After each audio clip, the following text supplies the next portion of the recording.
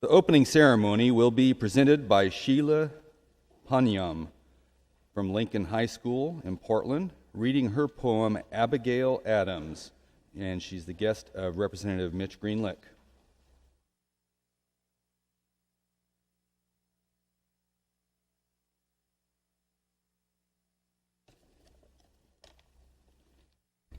Good morning. Thank you, everyone.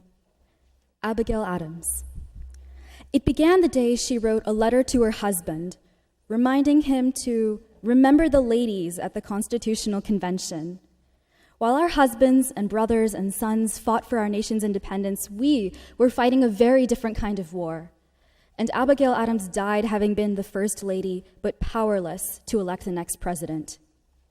It was picked up the day she, mother of 13, born into captivity and twice as strong as any man she had ever served, asked why no gentleman had ever helped her, Sojourner Truth, out of a carriage. When ain't she a woman? It was written into the law the day she decided that if the person who led the people had the power to lead her, she had the right to decide who that person would be. It's a shame that Suzanne B. Anthony died 14 years before the 19th Amendment, our amendment, was finally ratified. It was written into her gravestone, biology's young martyr who died from a cancer she got from working with x-rays that she used to take a picture of DNA, the picture that was taken from her without her permission and granted 3 men the Nobel Prize while Rosalind Franklin was cast into the shadows. It grew stronger the day she took a bullet to the head because she wanted to learn, because she was curious, because she thought that sisters had a right to learn everything that their brothers learned. When Malala Yousafzai survived assassination and kept on fighting, she showed the world that nothing would get in our way.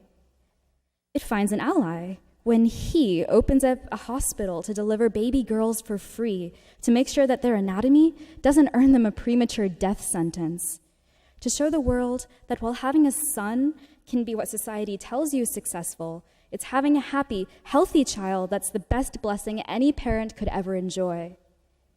And it continues when we realize that the first time she was ever nominated for our presidency was in 1872, almost 100 years after the birth of our nation, and that after 43 male presidents, the female candidate is judged more by flaws in her character, or flaws in her clothes and her smile than any flaws in her character. Victoria Woodhull made us proud. See, she has been fighting relentlessly, courageously, selflessly, since the day Abigail Adams sat down with paper and an ink bottle, words that were considered wasted, but in reality started a revolution.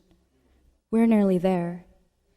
And it becomes our duty to one day finish Abigail's letter, for we, women, men, all of us together, have been fighting a war, and it's high time we win. Thank you.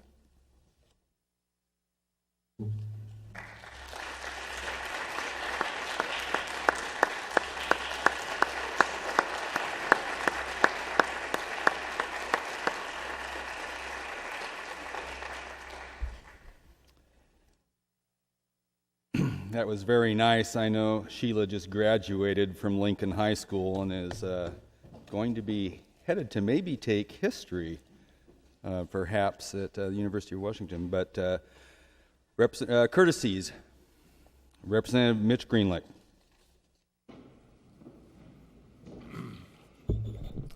Thank you, Mr. Speaker. It's clear Ms. Palm is an amazing woman. She just graduated from Lincoln and is going on to the University of Washington. She was on the Constitution team. She was a debater. She's a published novelist and a competitive poet. She spends a lot of her time in civil events, teaching history to immigrants and teaching history also to 5th grade students. She enjoys playing the guitar, reading, and get this, paleontology.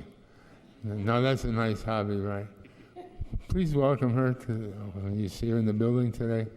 We really appreciate her coming. Thank you, Mr. Speaker.